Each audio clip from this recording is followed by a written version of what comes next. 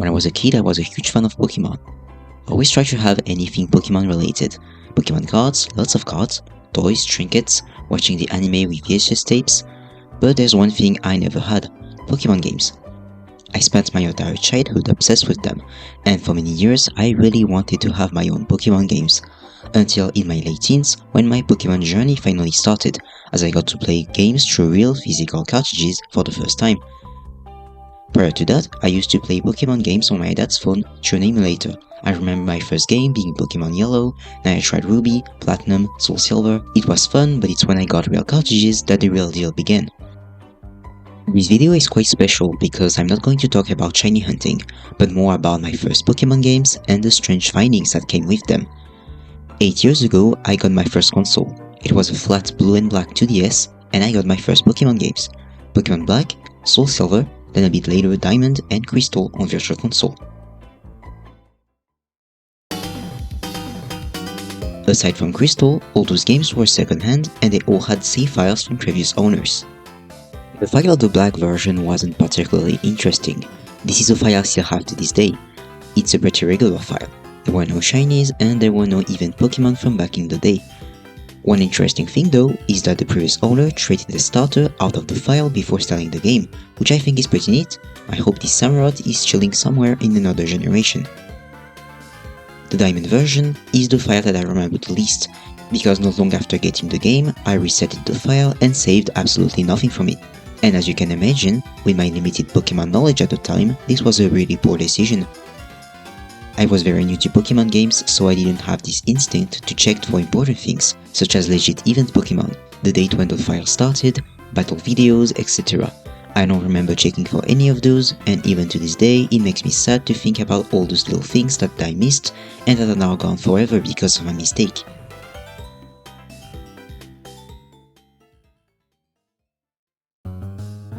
And now onto the main topic of this video, the SoulSilver file. When booting up the game, this file was already standing out from the others, as it had at the time over 300 hours of gameplay. This game was used a lot and there's lots of things to attest that. The previous owner's team was still there were many photos taken during the journey, there were marks and little notes on the Johto and Kanto maps as reminders of where to find apricorns and other specific items. The Pokédex wasn't completed but was definitely drawing through close. Just so many little things that were telling me how much this game meant to its previous owner. And I think it's the very reason why I decided to never delete this file. It felt wrong to delete a file with that much time and effort put in it, which is pretty ironic given how I deleted the Diamond version without a care in the world. I already gave you a hint to the title of this video, but 8 years ago I was just starting to get interested in Pokémon games, so I couldn't possibly know what an obviously hacked save file looked like and how far hacking could go. As you can imagine, with 300 hours in this game, the previous owner, Matt, had already completed a lot of it. Aside from unlocking some special events like the Celebi, the spiky-eared Pichu, or the other laddies, there wasn't much to do in this game anymore. I was essentially carrying on the most boring side quests, like completing the Pokédex, which needed daily outbreak Pokémon, radio sound encounters, Safari Zone encounters, and other Pokémon I had no idea how to get. I remember being so bored that I mastered the Pokéathlon and unlocked that special golden room where you have a statue of yourself and your Pokémon in it. I even managed to beat the Battle Frontier leader for the first time. But as you can see, there was no reason to keep playing on this file anymore, but I did, and I spent 5 years trying to complete the file until there was nothing left. Until I discovered shiny hunting, and this is when my perspective on Pokémon games began to change. I started to shiny hunt on almost all of my games, and my first time trying the Masuda method was actually in that SoulSilver file. I wanted to hatch a shiny Chatot with the help of my friend Chatot and an English Crobat I got from a mystery gift, and he eventually hatched on June 7th of 2022, after 1184 eggs. The more I was interested in shiny hunting, the more I realized the amount of missed opportunities I was leaving behind in Generation 4 Johto. The Johto starters, the box legendaries, the Earth Trio, the roaming beasts, the Kanto and ON starters, all those interesting hunts were no longer available, but I could do one thing to change that: delete this file and start everything over. Making this decision still took me a couple of years because I still felt attached to this file. It's only after taking a deep dive in it that I realized there was no point in keeping it anymore. So what was wrong with this file?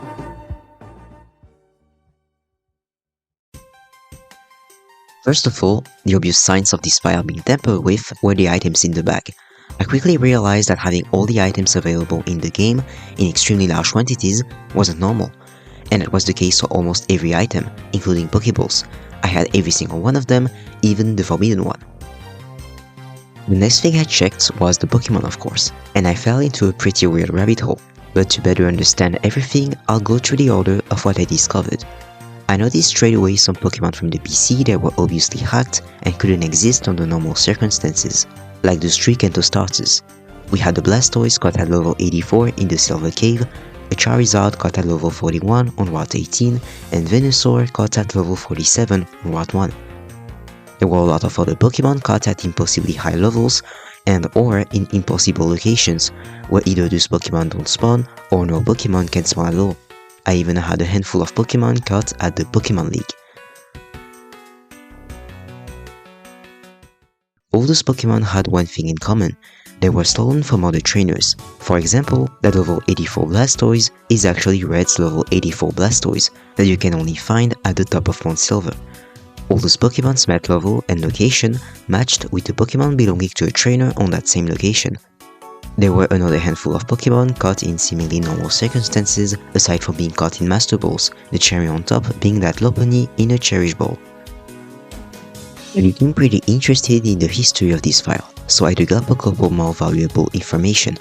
First, Matt started his journey on January 20th of 2015, but in March he started getting a lot of those impossible Pokémon. First, he got a nurturing on March 11th, then on March 14th, he stole over 30 Pokémon all on that same day. I know this simply because their mat level and or location aren't possible, however they all match with Pokémon from NPC trainers. While digging through the boxes, I noticed two other trainers, François and Matt, well, we'll call him Matt Emoji. François was probably Matt's friend, and I believe he had a hard gold version, and obviously Matt Emoji was the same Matt, but probably from a Sinnoh save file. François traded a lot of Pokémon to Matt, and all of them exclusively came in Master Balls, so it's safe to assume this guy was also hacking his game to an extent. Among the Pokémon François traded were his starter Totodile, the gift Togepi, OO and Kyogre, which is why I believe François had a hard gold version, because Kyogre is a hard gold exclusive. There were a few Pokémon from Sinnoh that were traded from Matt Emoji to Matt: Rotom, Cacturne, Gengar, Giratina, as well as one of the most interesting findings in this file, a certain Pokémon caught at the Spear Pillar in 2008, the shiny Dialga. With the hacking history of Matt, I obviously had a lot of doubts about the shiny Dialga. My only reason to believe this Dialga is legit is that they were apparently caught in 2008, and maybe, just maybe, at that time, Matt didn't have a hacking device. Maybe he was into shiny hunting and he found this Dialga all by himself. I'd also like to point out that Rotom, Cacturne, Gengar and Giratina seems legit as well. There's nothing out of the ordinary about them, like a weird mat location or mat level. The other potential hint is Dialga's nature being sassy nature. It's not bad, but it's not good either. I'll assume if you wanted to generate a rare version of a Pokémon, you'll generate a good nature for them, but here that's not the case. It looks like a completely random nature. Unfortunately, this Dialga has already been in battle many times, so there's no way for me to check if the stats or EVs are normal or not. The only thing that may or may not be suspicious is Matt Emoji's trainer ID, 51151, but any trainer ID combination can exist, so that may just be a coincidence. After all, I didn't find any shiny Pokémon for Matt Emoji. It's not easy to determine if this shiny Dialga is legit, because there's nothing that stands out. So I decided to move on, and I immediately stumbled upon something else, something that's probably my favorite thing that ever came out of this file, a shiny Seadra, who is now a Kingdra in my Sinnoh save file. Now, is this shiny Kingdra legit? Well, at first I thought so. Because I traded him from Johto to Sinnoh, it now says he was caught in a faraway place. I made that trade many years ago, so I couldn't remember exactly the original mat location. I was going back and forth, thinking it was either the Wall Islands or the Seafoam Islands. The only lead I had was the level Kingdra was found, 33, so I first checked if Kingdra could have been a stolen Pokémon, but there was no match. The Wall Islands don't have any trainers inside the caves, and the trainers from the Seafoam Islands don't have a Horsea or Seadra. After that, I checked every location possible where Horsea or Seadra could spawn in the wild at level 33, and I came with one match. Only Horsea can spawn between level 30 to 40 in the deepest level of the Seafoam Islands. But to be sure of Kingdra's authenticity, I had to retrieve the original map location. I had a very simple idea for it, but I wasn't sure if it would work. Theoretically, if I traded Kingdra back to Johto, would the map location go back to its original name, or will it stay a faraway place? I had a lot of trouble finding an answer to this oddly specific question. So there was only one way to find out. After many years, I traded Kingdra back to his home game and I quickly got my answer, because the met location did go back to its original name, the Seafoam Islands. This reveal meant one thing: this Kingdra could still be legit, because Seafoam Islands is the only place in the entirety of these games where Horsey can spawn at level 33. The location, level and the Pokeball he was caught with were all correct. However, I was getting worried about something else. This date this Kingdra was caught. He was caught on February 20th of 2016. I now had to make sure no weird Pokemon were stolen during that time. After carefully looking around, I found out that the only weird Pokemon from February 2016 was Discovery caught in a Master Ball, but there's nothing weird about Discovery in itself. It was caught at a possible location, at a possible level. There are actually quite a handful of Pokemon caught between 2015 to 2016 that are completely legit, lots of them being Outbreak Pokemon. I'll come back to this later. Additionally, on the same day the shiny Horsey was found, Matt also caught a Miltank and a Slowbro and a Dugong were in the same location, all legit, caught at normal locations, at normal levels and with normal balls.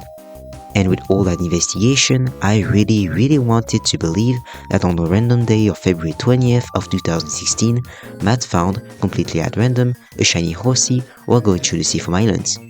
But then came another revelation. While I was looking at all those dates, I realized something wasn't adding up. This Kingdra was caught in 2016, however, in 2016, I already bought the game, right? I couldn't trust my memories, so I managed to find back the bill from when I bought this game all those years ago, and I was more than correct. This game was bought in December of 2015. This discovery made things even more complicated. The shiny Horsey wasn't mine, so how come he was caught in 2016 when I supposedly had the game already? Did I catch the shiny Horsey and forgot about it? I found it hard to believe. This was very rough on me because I suddenly started to doubt everything. I felt like all the hard work investigating this file was all for nothing, and it was. I started to become suspicious of everything, from Kingdra to Dialga to the cartridge itself. Was this game even legit to begin with? Luckily for me, one thing that is certain is that my cartridge is in fact a real cartridge. There's a very particular way to determine the authenticity of your SoulSilver or Heart Gold cartridge. That involves placing the back of the cartridge under the light. If you see a red dot around the middle, that's apparently the captor for the Pokewalker, an item that usually came with the games. And it's apparent that many fake cartridges do not come with the Pokewalker, and thus don't have that red captor light. And when I put the cartridge under the light, the red dot appeared. That was very reassuring, but the mystery of the two shinies remained. The only way I can explain the date of which Kingdra was caught is actually pretty simple: time traveling. That could explain the Kingdra situation, but also the Outbreak Pokemon that were caught one after the other by Matt. He was simply time traveling from one day to the next to spawn the outbreaks faster, making it so that his console was months ahead of the actual time. That's just my theory, but that's definitely within the realm of possibility. But, just like shiny Dialga, that made me very uncertain about the legitimacy of Kingdra. I don't think I'll ever know for sure, but I still hold hope that this shiny Kingdra is real. He might not be mine, but I think it'll be cool and funny that right in the middle of completely hacked save file, there's this legit shiny Kingdra just standing there completely forgotten. Fast forward to 2024, I decided to try the Safari Week challenge for the first time. It didn't sound as exciting to me at first, because at the time I only had 2 consoles. One of them wasn't working very well. I only had 2 games I could do the challenge on: Diamond with the Great March and SoulSilver with the Safari Zone. I also wasn't very hyped about encountering a shiny Pokemon and seeing it possibly run away from you, forever, again and again. But knowing that a whole community of people will gather up and do the exact same thing at the same time, using the same consoles and games, it felt heartwarming and fun, so I eventually joined in. I always liked the concept of the Safari Zone, and Johto's Safari Zone in particular added a lot of customization and a wide range of Pokemon to encounter. I had a lot of targets in mind for the event, and so I started organizing my Safari Zone, until I realized something was weird. In case you don't know, the Pokemon you can encounter in the Safari Zone works in a completely different way than the rest of the game. You can organize your zone by placing different type of terrains. On each terrain, different Pokemon can spawn. However, you can make rare Pokemon spawn using unique methods, such as placing certain items in certain quantities on the terrains, as well as waiting a certain amount of time in real life. If you do this correctly, you'll be able to spawn rare Pokemon from other regions that are usually unobtainable, like Riolu, Gible, Shelgon, or the most famous of them all, Beldum. Even though I don't have footage of it, I remember organizing my zone around May 2024.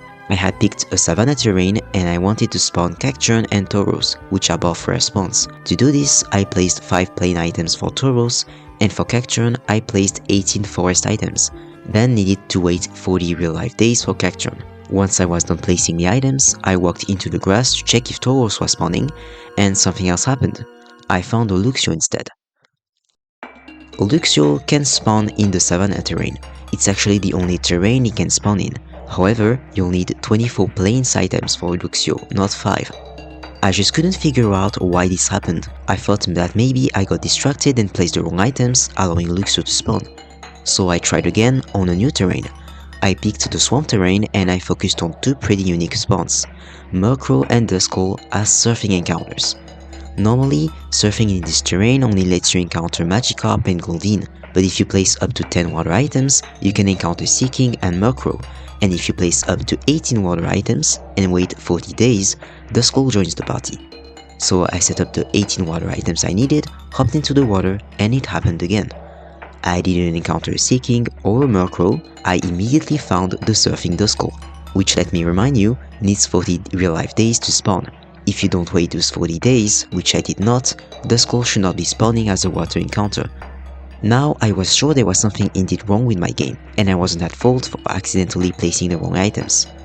Somehow the Safari Zone was hacked as well, which I didn't know was possible. My theory is that the hack made all encounter slots available, which meant I could encounter all the Pokémon in the whole Safari Zone, without the need to place the correct items or wait the required time. This might sound fun to complete the Pokédex, but it's the complete opposite for shiny hunting. Not only this made repel tricks harder or straight up impossible to set up in certain terrains, it also made me feel like I wasn't doing something legitimate here.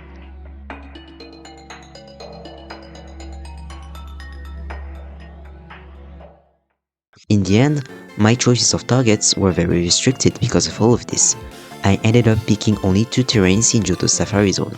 The swamp terrain with Murkrow and Duskull because I still had around a month and a half to wait before Safari Week, which meant that after 40 days, the surfing Duskull was technically legit. I also picked the rocky beach terrain to hunt for Lapras, who only needed 10 water items, and with the repel trick you could get rid of the other spawns. My Safari Week experience didn't go all that great. I couldn't go for most of my targets, and I had lots of things to do that particular week, so I had little time left for shiny hunting. I still made a total of 200 encounters, but I didn't encounter any shinies. It was fun nonetheless, and even without finding anything, it was still interesting. I didn't left 2024 empty-handed though. The last shiny I found in this game was my shiny Porygon, which happened a week before Safari Week. Speaking of shiny hunting, of course at one point I started wondering if the shiny odds were modified as well, but I don't think so. Aside from the Safari Zone, the game works perfectly fine, and the encounters are normal. I played on this file for nearly 10 years and explored absolutely everything, and I never encountered something weird like lots of shinies or fully evolved Pokémon that are normally impossible to encounter. I actually never found a single random shiny. I also did 2 successful shiny hunts in this game, and both took a realistic amount of time and encounters. If I had found a shiny Chatot or Porygon under 50 encounters, that would be very suspicious, and I wouldn't have bothered to keep hunting knowing that the hack affected my shiny odds. Once Safari Week was over, I felt like I had done everything I needed to do in this file. I explored all the things I could understand, and it was time to finally move on to a new file. I traded all the Pokémons I wanted to keep over to Pokemon Diamond, which includes Seafoam the shiny Porygon, Sherry the shiny Chatot, a shiny Golem called Golden Rock, which was my first random shiny in Diamond years ago. I traded him to SoulSilver so I could evolve him into Golem, and I kinda forgot about him. Many event Pokemon I unlocked a few years ago using a DNS server. I wanted to keep them just in case I couldn't access the service anymore. Ember the Charmander and Eclipse the Squirtle, They are the kits of the stolen Blastoise and Charizard. I decided I'll hunt for shiny Bulbasaur in my new fire, so I like to have the 2 last starters to complete the trio. An English Pikachu and Crobat, who are my only foreign Pokémon in that fire. I'm keeping them just in case I want to try Masuda again. The Kyogre from François so I can summon Rayquaza, and of course I decided to keep the shiny Dialga and the shiny Kingdra that I named Far Away. They might not be mine, and they may or may not be legit, but I think they're great souvenirs from this very chaotic fire.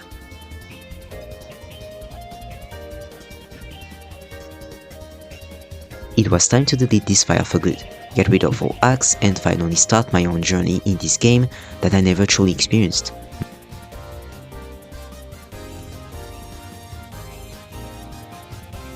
My next hunt will start in a completely brand new file, where I'll look for a Johto starter as my next Dream Team member. See you then, and thank you for watching.